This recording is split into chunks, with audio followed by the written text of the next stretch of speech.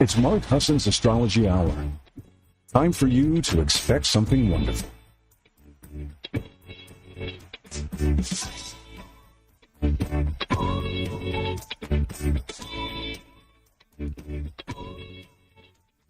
Well, hello, everybody, and welcome. It's Mark Husson. This is Mark Husson's Astrology Hour, and I'm coming to you live on Monday the 19th. It's 8 a.m. Pacific time. Behind me is a clock. You can see it's 9:02, which is 2 minutes fast. And it's 11 a.m. on the East Coast. How you guys doing? It's good to see you. You know, at the very last minute, I always forget to put my headphones on. So I'm sitting here looking at the screens, and I'm like, your headphones, I can't hear anything. So welcome. Thank you. It's an Aquarius moon. Aquarius moon. And if you can join me over at YouTube, it is youtube.com/ ready? @MH Astrology. That's it. Okay. Come into the chat room if you can. I'm going to try to also peek into the Facebook chat room, but I'm kind of weeding Facebook out, you guys. So if you also peek in, so I know a lot of you, like, that was your place. It's easy and it's fun, but YouTube isn't too bad. If you try to go over there, you'll see the live stream. You'll see the chat room. You don't have to talk. You can just come and look and get scared, wear glasses. It's a little daunting for me too. Do you know that I never looked at myself until this time? I never, like, not in the way where you're watching yourself move. I didn't know my lip did funny things. And it's like, wow, look at that. I mean, people on TV have an advantage, really. They have an advantage of seeing what they look like, what everybody's looking at. You can at least know when you're looking ugly. But I want to take a minute and shout out to the gang in the room. Okay, so get ready. And if I miss you, it's okay. We'll stop periodically and do it. And sometimes after the show, I'll come back and look. We have a lot to get to today, so I want to make sure we start with some formalities, like Terry Campbell and Truly and Lynn. They're all in the house, all dear, amazing people, supportive, always kind words. It's a very safe room, you guys, by the way. Arlene's in the house. Shelly, Lapis and Lotus, Karen. That's right. That's Karen. Thank you, Karen, for being here. Nadine's in the house. Inga, Pamela, thank you so much, you guys. Good morning to all of you. I will continue to check in. This is pretty fascinating time period because you could feel when everything was starting to leave the earthy signs. You could see, it was a weekend of Earth, maybe. If you don't know that, it's like the sun is leaving Taurus tomorrow. So we're at 29 degrees. Y'all remember 29 degrees? What it means? 29 degrees of any sign? It's like the most intense of all the signs, right? It's the concentration of all the energy. Not only that, the moon was in Capricorn, so it hit 29 degrees at some point, like yesterday. So heavy, yeah. And a lot of people were saying, like, it felt a little heavy. It felt a little. There was some worry. There was some concern. The physical concerns, because it's the earthy energies, right? So we look around and go, oh. And Saturn is pretty sober. Saturn, and Saturn. The reason I say Saturn is because it's Capricorn ruled, and we got to talk about Capricorn. And we have to talk about Saturn, which is in the 29th degree of Pisces. This is such a big and important time. So I'll break it down for us. I'm going to bring the chart on now. I'll bring the chart. I think I do have just the chart. Yeah, I have a place just for the chart. So this is the chart. I'll make it as big as I can. And if you notice, it shows it's tomorrow at 11:55 in the morning Pacific time that the sun is in the 0 degree of Gemini, 0 degree minutes. So that means this is yesterday, right? This is tomorrow. That means that today, okay, yesterday to the chart, but today the sun's at 29. Well, let's look and see if there's anything else going on at 29. There's 15 here at Mars. And then there's Saturn, 29. Okay, so you have, and then there's Uranus at 27. These planets are late. They're like, okay, we're done with these signs, right? So what we have is the combination of Earth, the combination of water. Saturn's in Pisces, the heavy water sign. So you guys are feeling it. and we're all feeling it, and we get to watch the reprieve and the new birth. So this is a big week. Now, welcome you all to sort of make notes, pay attention, because it gets repeated a little bit. It goes back. Saturn isn't here forever in Aries. It's going to go back into Pisces for dip its toe for just a short period of time this winter. This is spring, you guys. You feeling it? Can you feel spring? I mean, because you need to. Okay, we need to start feeling the spring a little bit. It's cold out here in Colorado, and I'm loving it. I'm like, good spring, take your time. I don't want to blink and have it be 90. I want it to be 60, 70. I like this. Okay, I get to wear my long sleeve shirts. So let me welcome some more people because the room just sort of took a little hit. Eva, thank you for being here. Terry loves the clock. Terry's not a Gemini, are you? Carla, we're going to talk about clocks and Geminis too, Terry. Hi, Fran. Thank you. You made it on time. Good morning. You're always on time because it's your time, and it's always a welcome to have you. Donna, thanks for being here. Donna from Seattle. Thank you. That's so sweet. She's watching and listening. Sahara's here in the house. And like these people like Terry and Sahar, these are people that are over on 12listen.com. 12listen.com is so important that you know about 12listen.com because what it is a place where that's how we make a living.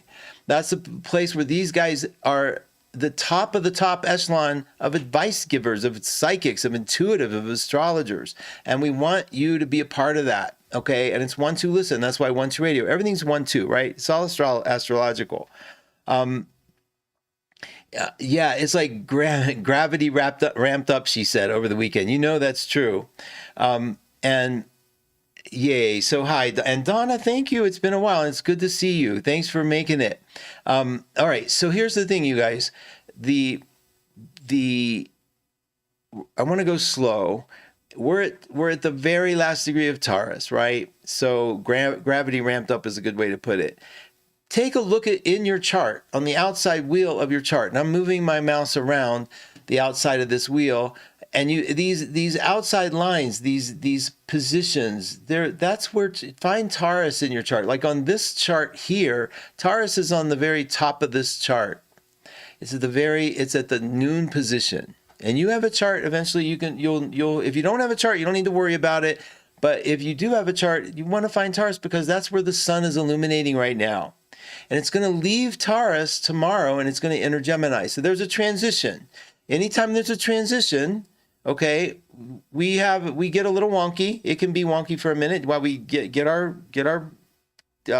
bearings centered. But it's going to go into the sign that has to do with the mental and the connection of life. Now, let's talk a little bit about what we're leaving. If the sign before you lacks the characteristics that the sign in front of you has, they're not weaknesses. They don't have that characteristic as strong as you. But then the sign in front of you has characteristics that you lack, okay? But it's a nice way to look at it. As you evolve in the wheel of the zodiac, and you have Aries, this sort of like force of nature pushing all the greenery up. Imagine a tiny little seed, 2,000 pounds of pressure on top of it, and it still manages to, those weeds know how to get a crack, they can crack concrete. Anybody that notices that, anybody that has an apartment, a home, that has walked in a street, on a sidewalk, knows the power of plant. That's Aries pushing through. Taurus is like, then you have the forest, you have the trees, the stability, the roots way deep down in the earth that have what Aries lacks. Aries has that push forward. They don't have any ground. Now Taurus gives them the groundedness.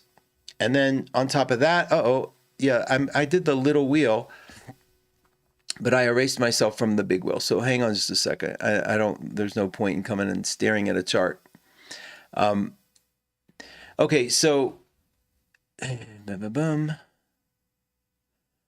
there we go. I think this should do it. Let me see. I might have to just blink this on and off. There we go. There we go. All right. So, now you have Taurus, which is the groundedness that has the roots of the tree, giving stability, giving us this sense of like, okay, I think I know where my body is. I think I know what my body needs. And then you go into Gemini and it says, all right, the body's stable, but what about the connection? What about being able to understand life from a different angle? What about like understanding what the person over there is thinking and saying? And Gemini is all about connecting the links between people. Now, all the mutables, we're going to be able to say that about. We're going to be able to say that to all the mutables that we have a desire to make the connection and in a different way. Like Virgo wants to make the connection by understanding the symmetry among things. How do these things connect in a logical sense? Like looking at synthesizing it. Like I got this information from you, this information, let me make an understanding of it. Gemini does that too, but Virgo's doing it in an organizational way, in a way that has to do with things and where they live and the sort of more pragmatic details because it's earthy. Gemini is doing it with ideas. Gemini is doing it with, I want to understand you. If you understand anything about Gemini, if you know Geminis and how every single person in this room has a heart broken by a Gemini, every single person listening to me has had their heart broken by a Gemini. I'm putting money on that. I know that's true. Whether it was a crush, a distant crush, or like you woke up one day and you had somebody that you loved and they were like, who are you? Because you met the twin. But guess what? That twin is in you too, because you have Gemini in your chart. You may not have it strong. I have Venus in Gemini. We'll talk about how it affects it in different signs. But Gemini is the star this week. Now, quick announcement before I forget. Kat is here going live after me. She's not gone. She was going on a trip. She is not going on that trip, and she's wanted me to make sure I told you guys she's going to be talking about how to turn blocks into bliss. Like she's a Gemini, and that made me think of that. So Kat, you got to stay tuned for Kat's show. She's been working on this.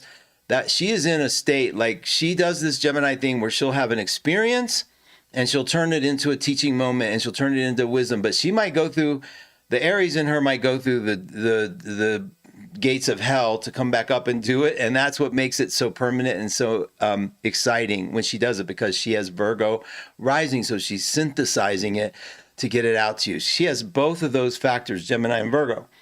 So she's next. She's going to be live. So stay tuned for Kat. I just want to make sure you all understand that. And soon you're going to be able to see us all up here doing our thing with you. Now, okay. Gemini, we'll start with the myth. A little bit of the myth is always to do with the twins, Castor and Pollux, even Cain and Abel is used sometimes, even though they aren't twins. It's where two pairs come together and they're not really allowed to connect fully.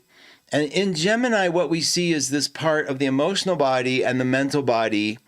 And if you know anything about the chakras, you know that the belly and the mind connect through the heart. The heart chakra is a really big deal for bridging those two mechanisms, because there's a whole thing about, in The Right Use of Will, it's a wonderful book, talked about how we deny the emotional body and how the emotional body denies the mental body. And it's a classic thing where air signs think water signs are full of crap. They're literally the opposites. You know how we think fire and water are opposites? It's fire, it's water, and air are the opposites. Fire and earth are opposites. And it's so evident. It's so evident when you hear them discuss each other. Like, if you're telling, what is the complaint about an earth sign? You put a fire under your butt. You know, they have no fire. That's the complaint. Not always true. What's the complaint for an air sign to a water sign? You're so emotional. And what's the water sign say to air? You're so cold. All of it's true, but not exclusively true, right? Water signs can be icy. Right? Water can be ice. I'm sorry. It can be. Water. I've seen water signs be so freaking cold. And a lot of that, especially, you know, if you're Pisces or Scorpio, tell me you don't know that part. Cancers and their crabs. So the denial factor, right? So all that icy cold, how many water signs do you know supposedly so compassionate, but yet wishing people dead or hating? I have hated so many people. It's ridiculous. It's the inverse. It's the shadow we projected onto the air signs, right? And the air signs do the same thing.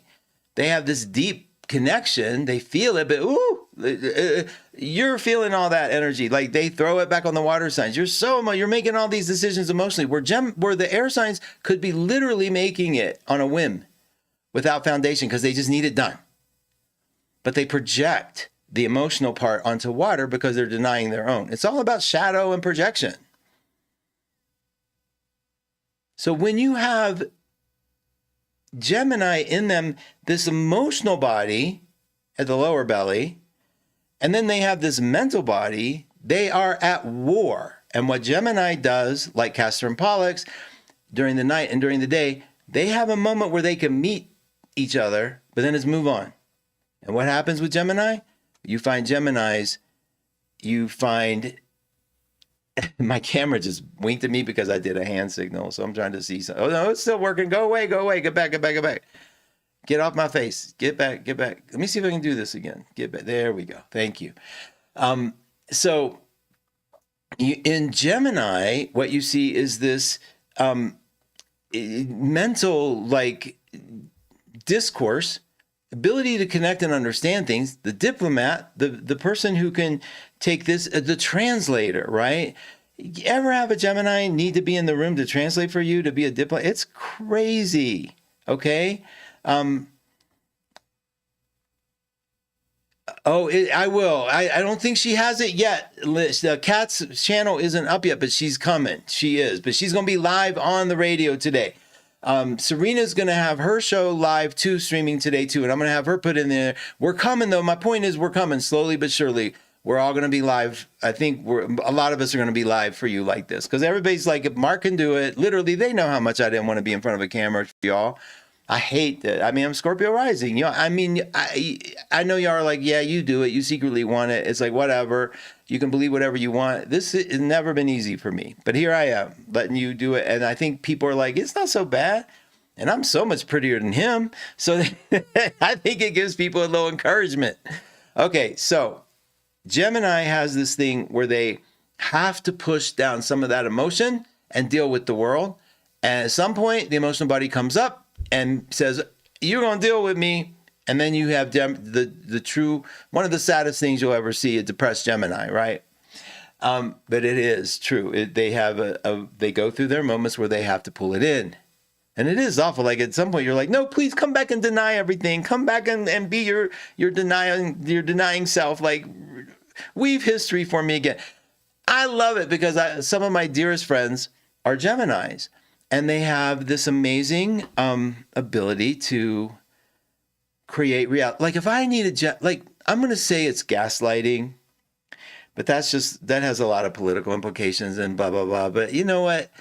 It's like when you need somebody, you know what it is? It's tell me pretty lies. Remember Stevie Nicks' song? I'm sorry, Fleetwood Mac song. Tell me lies, tell me sweet little lies. And Joni Mitchell would always talk about pretty lies. Just give me the pretty lies. Sometimes it's nice. Lie to me. Does this shirt make my butt look big? The answer, no. If I'm asking, it's clear that I want you to lie to me, and I don't mind that. I don't. Now, I don't want you to tell me I don't have something between my teeth, but I don't want you to lie to me I do want you to lie to me sometimes when I'm like feeling a little fragile. Like it's okay. The show was great. You know, you kept your train of thought really well. Geminis are the kings and queens of it. No one can pull reality quicker than a Gemini and bring it out their mouth. It's just the way it is. Look, I'm going to make fireworks happen just because I want to. Look at that. Look at that. Okay, that's a visual for the people watching. Sorry, that's my treat. Nobody can do... can weave a story quicker than Gemini. Like if you have a Gemini child and you said, "Did you do this?" Whatever comes out their mouth, you think you're gonna believe it. That's cute. That's cute. You don't have to let them know you don't believe it, but you know they're weaving a tale because that's the gift of Gemini. The gift to bring this information together, to bring the connecting points and make it about you and me. The way I wrote it in my book in Love Scopes, I said, the way you torture a Gemini is tell them we'll talk about it tomorrow. Because the Geminis want to talk now. They don't want to be cut off. And it is literally like turning off the lights to somebody who needs to see. Gemini wants to be connected. Now, you say, yeah, my Gemini didn't want to be connected. They wanted to be alone. Yeah, because it's like almost like in the Libra tradition, if you need it too much, Gemini's going to do the other thing. They're air. Try to grab air. Try to tell air which direction you want it to go. Good luck with that. So how do you do it? How do you play a Gemini if you need to play a Gemini? Well, you listen. You connect. Pose a problem.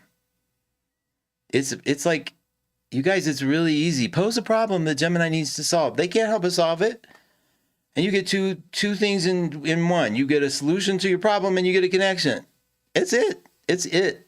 I have Gemini in my blood. I know I do. I have so many Gemini friends.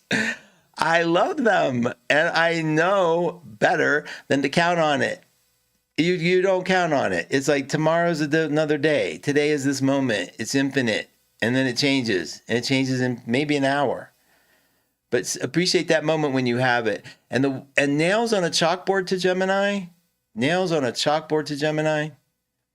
How did you feel about that thing? I keep hitting this table. I can't wait to get a new chair. I got a new stool coming. I'm sitting on a stool, literally a bar stool. And it's comfortable, but nothing's right for me. I'm too short here, too long there, too fat here, whatever. And so getting it right for me is Jupiter and Virgo. It's hell. It is hell.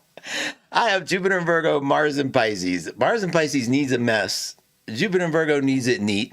What are you going to do? You got a deal. Okay, so now let's back to the Gemini issue here. Not really an issue. So wherever Gemini is in your chart, it's going to get illuminated. If it's in your 7th house, it's about the connection with other people. Show me anybody with Gemini on the 7th house, and I'll show you this instant need to connect. They have a need to connect. They want to connect. It's important. The connection is important with relationships. It's important with casual relationships, with intimate relationships, with bosses. They connect. They know how to do people. They're fun-loving in that way. Show me a Gemini moon. I'll show you the need to have that communication even greater than the Gemini sun. What's the difference between the sun and the moon? You all know this by now, the sun and the moon. Your sun sign Gemini, you just are. You just make the connection. You just know what you need. The moon sign Gemini, you have to work for it. You need to find it. You will get it. And those are the people who get punished the most when the connection is severed. The not knowing is not good for Gemini moon. Let me check on y'all real quick. D, welcome. Gypsy, good morning. Happy May from Canada. Oh, thank you from Canada. Hi, Anne. Welcome. Kat, they're so excited. Kat's people love her. It's good. It's really good. Lynn, let's see. Yeah, we'll get that link up for sure. Fireworks. Hey, you saw the fireworks. I love it. And then I can do rain cloud on my head. I can make it rain on my head when I'm giving bad news. Watch this. Let me see if I can do it. You gonna come? There it is. Look. Oh my God, that is so funny. When technology works for you, it's like, it's delightful. It really is. So is it Soul's Journey with Serena? Serena, get your link up there if you're listening. I want people, it's at Soul's Journey with Serena. She's doing a short, and please check out the shorts. They're really fun. So when you look at the person's video at the top of the page, I'll have to take you on a tour sometime. But go to shorts, and you can see I'm putting shorts up on mine too, where they're little mini vignettes about, and she's doing a reading for sectors of people like gardeners,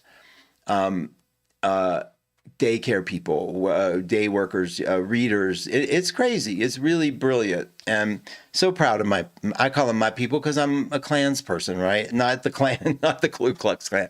I'm a clannish person. I'm a Cancer.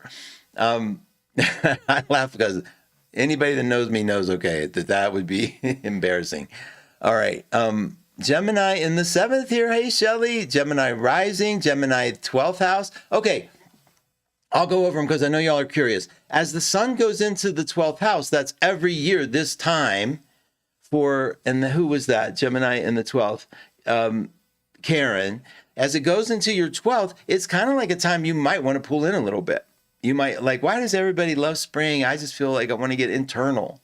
So see, this is a great example of where astrology supports us understanding who we are, right?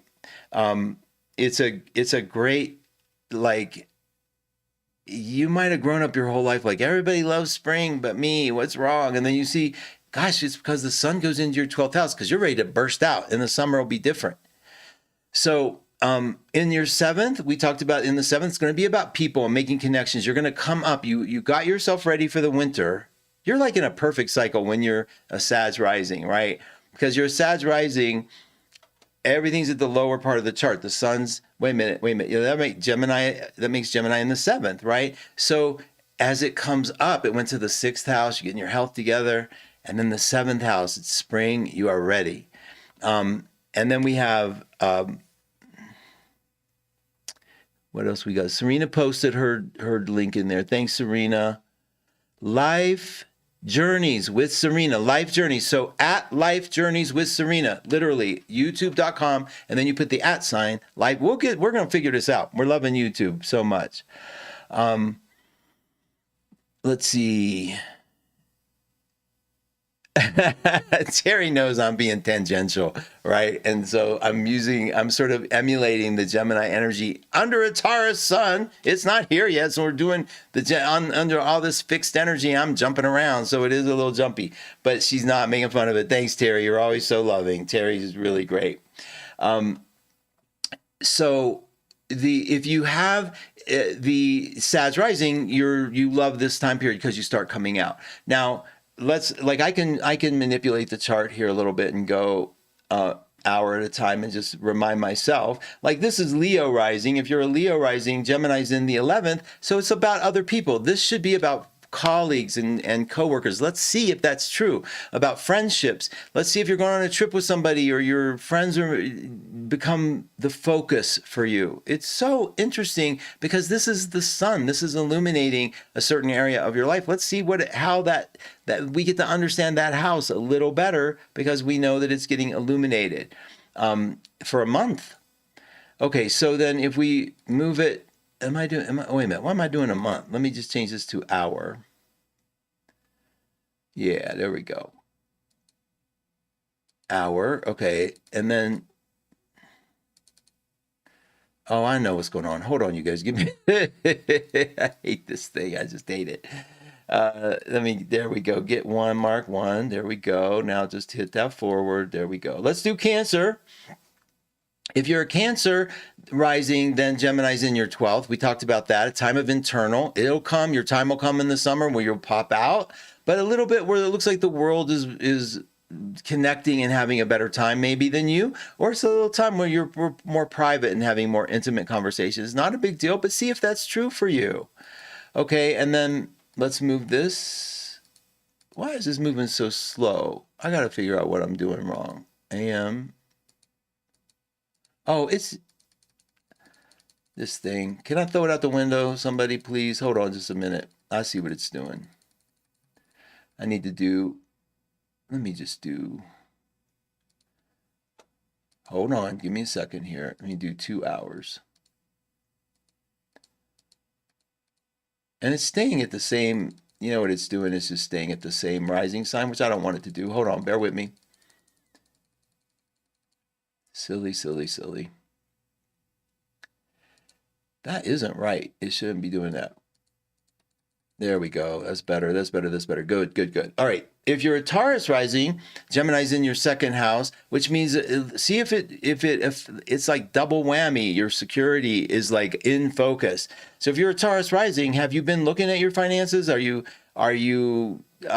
feeling a little looser with them? What are you doing with them? Take a look. Your self-esteem is also connected here. Jupiter's been there for you. This has been a really good time, abundantly for you, I hope. So it seems like it should be like a time when you're really enjoying the certain kind of like ability to, maybe you're redecorating, or maybe you're finally using that money that you all save up, because we all know you Taurus has got it. I'm being mean, but you should have it. You should have that security. Third house. If you're an Aries rising, Gemini's in the third house, it's siblings and relationships in your immediate environment. Are you gardening? Are you taking care of things with the people around you close by? It's a real sibling thing, though. See if family doesn't come up a little more. Reading. If this is a good time for you to read a book or just get more information, just being connected becomes really important. Pisces risings, yours is at the bottom of the chart. So this is another personal one. This is where you all might go internal a little bit more, take care of things in the house, make a connection internally. Remodeling is really common for you all. Like maybe it's deep spring cleaning. It could be that. The Aquarius risings are taking care of children, playing, having a good time. Hopefully you guys are traveling, making connections with other people. It's about how you have fun. It also is about children and grandchildren. So check that out. See if that works. Capricorn risings, you guys taking care of, this is a time to focus on your health, getting that diet regime down, getting where you're starting to feel better about who you are and want to feel better about who you are. Really important for that. Sag rising, we talked about, that's the 7th house. Scorpio risings, that's the 8th house. This is about money from others. This is about making money. This is about your connections to the intimate connections, your friends, your deeper friends, deeper connections, understanding yourself a little better, getting into that psychology of who you are and what you've been up to. Really important to sort of do some self-reflecting, how you're holding up. Libra rising, this is your time, man. This is the third leg of the grand trine for you. So Gemini, that ends up being in your 9th house of travel. Oh my gosh, I bet you guys are having a ball. Travel, fun, play, learning. Hopefully you Libra risings are using this to your advantage. It's coming up if it hasn't already, but a good time to travel, good time to learn, good time to take classes, good time to graduate, good time to get your degrees. Good time to be like really invoke a higher sense of who you are. Virgo risings, this is your career stuff. You're focused on what you're doing in the world, your mothers, your connection, who you are as a mother, who you are as a teacher, what you want to bring to the world. This is your time to come out. It's definitely an urge to come forward and to be like to communicate and make your connection to the world for real. Leo risings, you know the new Pope changed his name to Pope Leo, and I'm pretty sure that's where his moon is. We'll investigate that a little more, but he's a Virgo. He was born on my mother's birthday, and he is not same year, and he is Leo moon, I'm pretty sure. And he calls himself Pope Leo. Isn't that cute? I love that. There's better have been a Leo connection. It'd be so disappointing if there wasn't. Okay, Gemini for Leo rising, we already did. I think I covered everybody. If I missed you, let me know. I got Cancer risings in there. Yeah, that's the 12th. Yeah, I think I did everybody. So let's see how y'all are doing. Mercury is in Gemini in the 8th for you. Yes. Okay, so deeper understanding. Keep that in mind. You want to have, is that Mercury's in Taurus? Yeah. So in the 8th house, it's a desire to go deeper, to understand, to make the connections. It's also, again, about organizing your finances that are coming in. Like, make sure that things are where you want them to be and they're feeling good and secure, okay? Hi, Barbara. Welcome. It's so fun to be with you on YouTube, too. It is really fun. Cosmic said Q. I don't know what you mean, but that might have been a typo, or it might be like code word for that guy from Star Trek. Now, let's talk a little bit about Saturn. What's happening here? Saturn is going into Aries. I want y'all to feel this one. Saturday, 8:30. Big deal. Big deal. Is it not? It's the third of the 4 planets that are changing signs this year. This is the third one. Okay, we had Pluto going into Aquarius. That's here in this little 3 o'clock position. Pluto in Aquarius, 3 degrees. See, it's brand new. It's going retrograde too, but it's staying in there. Saturn right here is ready to shift, but there's Neptune, 1 degree of Aries. What's that mean? If Saturn and Neptune are together, let me tell you something. This is a powerhouse of energy, you guys. A lot of you were born with Saturn-Neptune conjunct. That's what that means when they're together in the sky at the same degree. They are going to be conjunct. Now, I don't know. I have to look to see if Saturn hits it exactly, or we have to wait a little bit. But Saturn moves faster than Neptune, so we're going to see it catch up at some point, and that's a Saturn-Neptune conjunction. And let me tell you something. Here's the magic of this. Here's the magic of astrology. Saturn is in Pisces. The Saturn boundaries is bound up in Pisces energy. Saturn telling us the wound of Pisces. I'm afraid to get too close to you. And then I'm afraid if I get too close to you, the floodgates, I'm afraid you'll leave. And then I'm afraid you'll leave. And now I'm afraid to be alone. It's like what Saturn does is magnify the energy loud. So people with, a lot of you have this, Saturn in Pisces, have relationship issues. Not bad or good, not judging them. They have issues about relationship because they don't know exactly how to find that balance of being connected and not connected, of being in love and not jealous, being jealous and not in love. All of that stuff is what you fought your whole life. So if you have this, you're having your Saturn return. Congratulations, you're about to be done with your Saturn return. And you're about to have set up a new sense of strength and boundary and solidification that could not have happened without your second Saturn return. So congratulations. If you're in a relationship during this time and it survived, it's surviving forever. If you're not, if it dissolved, then you're ready and free and to do it right again with the way you want it to be done. That's the power of Saturn in Pisces. Now, interesting, the ruler of Pisces is Neptune, and Saturn is coming up to connect with Neptune. It just leaves Pisces and then goes and merges with the Pisces ruler.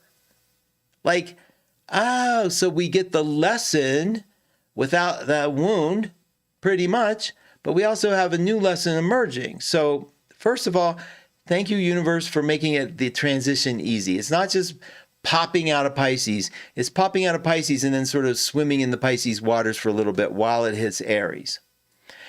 But let's talk a little bit about Saturn in Aries. A lot of you are born with Saturn in Aries. A lot of you are in your 50s having your second, or maybe close to 60, having your second Saturn return. It should happen around 56, right? It happens every 28 years, 29 years. It depends. So Saturn in Aries, people with Saturn in Aries, and this affects all of us, but when you're born with it, you don't know exactly how to assert yourself in a way that isn't clumsy. You don't know how to assert yourself, like what's the right volume? Because why? Saturn makes us wrestle with whatever sign it's in. Wherever your Saturn is, you're wrestling with that sign. And the older you get, the more beautiful your wrestling becomes. You conquer it. Okay, the older you get, by the second Saturn return, you're ready to conquer this thing. So no longer do you have to have shame about how you express your anger, or no longer you have to worry about, was I too aggressive because your Saturn was in Aries and you were told to stop, that your anger is mean. You're going to have incidences now where you can express yourself very directly, very forcefully, like in Aries, but in that precision. And it is sort of like, you heard the analogy recently politically, the difference between a chainsaw and surgical steel, right? You're not taking a chainsaw to the stuff anymore. You're doing it more strategic, more precise, okay? The knife is sharpened. And that changes on Saturday, and we're all going to feel it. But it changes gently because it comes up to Neptune. Now, if you're born with Saturn and Neptune, you're the type of person that took responsibility for everybody in your life.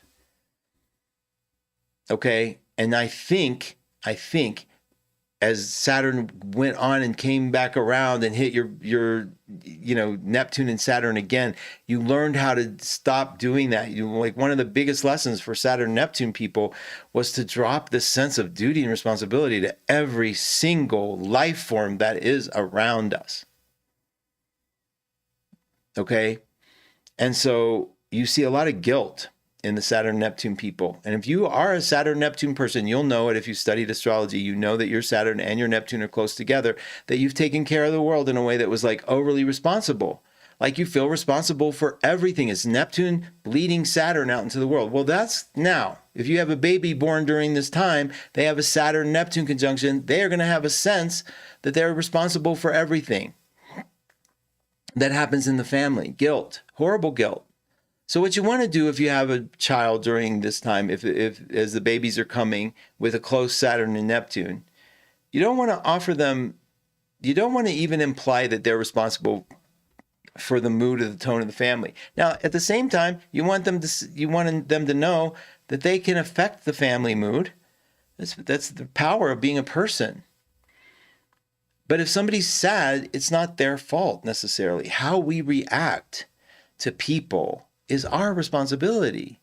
Like we say, we have this thing, they hurt my feelings. And it's sort of like, okay, that's technically the easiest way to say it, but did they really do it? Or your feelings got hurt because of how you interpreted something somebody said to you. It's a really subtle but very important distinction. I'm gonna check on y'all, see how you're doing.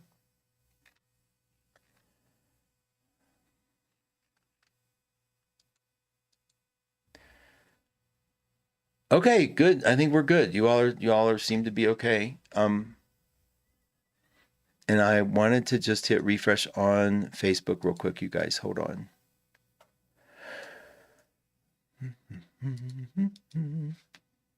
They don't have a refresh, so I'm just going to hit refresh from the browser and just look real quick to see if oh yeah, okay. Maya, thank you for being here. Hi, Jennifer. Oh, you're listening from Cornwall. I hope you are still with us so I can say hi to you. Jennifer Hart from the UK, friend of Erica's. Yeah, I heard the story today. It was a great story Erica was telling. Thanks for being a part of that. I love that. Erica told a great story too about losing, I think it was a ring. Yeah, she lost a ring. How it manifested back for her. Listen, it's like story hour with her in the mornings too. I hope you get to come early and sort of check that out. Judith Taylor is having her third Saturn return coming up 11/28. Oh my God, bless you. That's amazing. That is just amazing. So the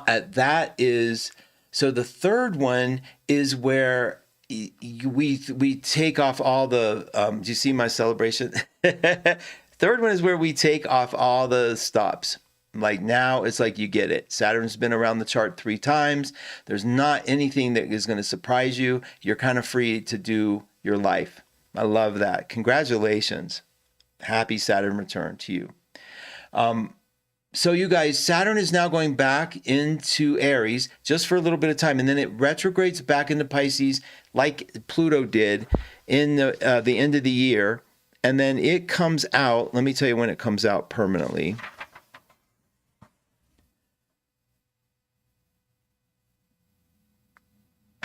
So it goes all the way until February of 2026. It goes in. Let me tell you, it goes into Pisces. It's just a short period of time. It goes into Pisces in September and comes out in February forever. Okay. And Pluto did a very similar thing. Saturn moves fast. So the third hit of a planet when it's retrograding, like it goes, oh, okay. So here's your Saturn in your chart, and here's Saturn in the sky. When Saturn in the sky hits it, it passes it, that's 1 hit. Then it retrogrades, that's 2 hits. Then it goes back over direct, and now for the final hit, the third hit. Can be 5 sometimes too. But on that third hit, the third time, is when it's all done, the issue is done. The second hit of a Saturn return is like the issues arise, we got to sort it out. Like now it's clear what I need to do, and you need to do it. And then the third hit is like resolution. That's good for any planet going retrograde. Okay, so I want us to be able to see where we want to take. So when Saturn is in Aries, it's sort of saying we are going to have issues that we're going to need to take action on, and we're going to get the focus we need to take action on them. Pisces kept us a little like, whew, I don't know what to do. I think we're going to be clearer on Saturn in Aries. There's no issue. The issue is going to be how to precise it out, the action to take. And I think we're going to take it. So I think things are going to really get done in this next cycle. So this is a taste of it. Starts on Saturday, stays until September. So keep an eye, like make note, because it's going to go back into Pisces and then back again to this time period in February. And I think you'll see that things are resolved. So if you have some things up that need resolving, that are going to take some time, like it might have to do with property, it might have to do with whatever Aries rules in your chart, you'll see resolution for sure by February, okay?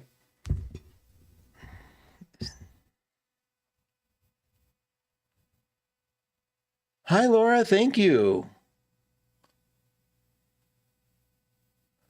She had a fall yesterday. I'd like more gentle messages. Had a fall yesterday. Hi, Laura. Okay. More gentle, more gentle. I know what you're talking about. So the, yeah, I know what you mean about more gentle. All the earth energy has definitely, the sun is next to Uranus. If you look at this chart here today, if you had an accident yesterday, the sun was on Uranus. Exactly. And Uranus is the oopsie planet. So, and I don't like that whole thing about like it keeps you grounded, whatever. It's not what it's for. Accidents do happen. Those are surprises. But now that you are healing, the sun is going to go into Gemini. There's information coming your way. Use it. Use this new slow down time period.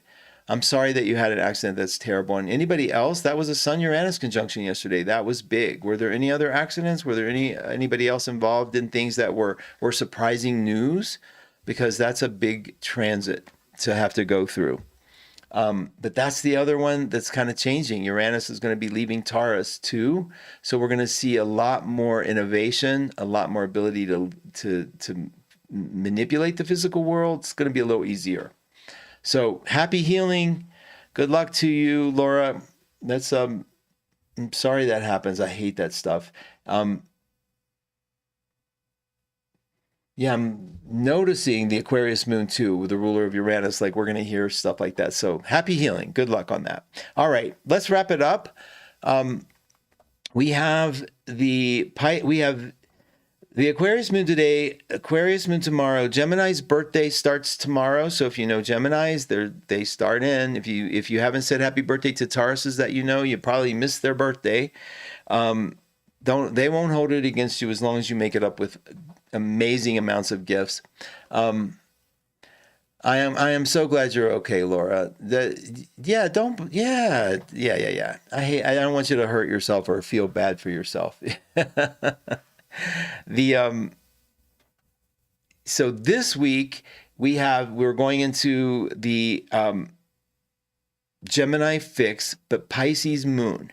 So here's what I'm advising you about the Pisces moon. People from your past showing up, memories, music. It gets a little mushy under that Pisces moon because it's going to be kissing Saturn before Saturn changes.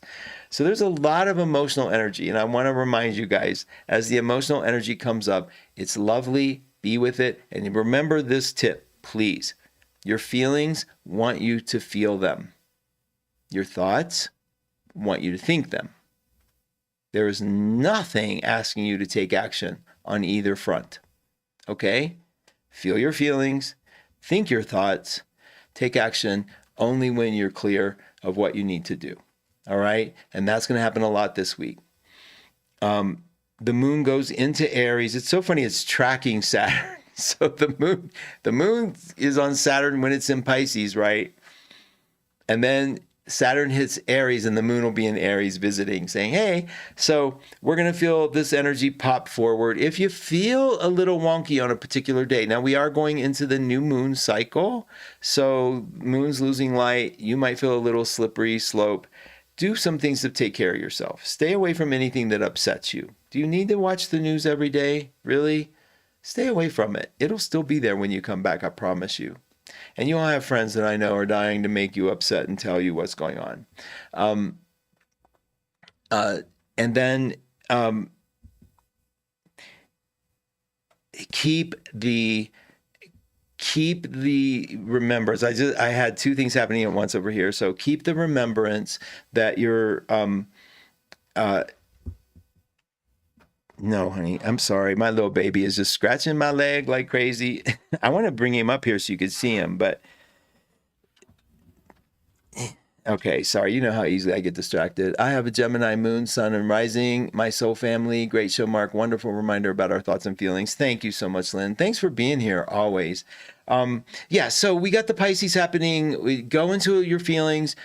Keep an eye on them. Watch what happens as you pop out of them with the Aries moon and see Saturn as it changes. I hope we all get to sort of this is like such a big deal. It's been 2.5 years, Saturn in Pisces. So kind of fun to see it shift into Aries and what it's going to feel like. And I'll get to talk to you about it next Monday on the show. Okay, you guys, thank you so much. Hi, Gypsy. Thank you for being here. I appreciate all of you. I am suddenly just completely Gemini distracted because the dogs are going crazy. I know you probably can't hear them, but they're tussling over a paper plate, ripping it literally under me, and I don't want to yell at them while I'm on with you. So I'm going to be sweet daddy until we hang up, and then I'm going to beat the. No, I'm not. No, I'm not. Please remember this. Kat is live next. She is definitely going to be here, followed by Lori Love, followed by Serena, who will be live streaming at Life Journey with Serena on YouTube. So come back over here to YouTube and catch us. Soon you won't have to leave. You'll be just switching channels on YouTube. I hope that happens. You guys are the best. Thank you so much for everything you do. Here's some fireworks to say goodbye. I will be here. See you next week. I know. I'm going to get them up here. I'm too high on a stool that won't adjust, so I can't go chase them around with my headphones and everything, but I'll get them on the air. I have another camera set up to fool them. Getting it all set up this week, you guys. Okay, God bless. Thank you so much for everything. Bye-bye now.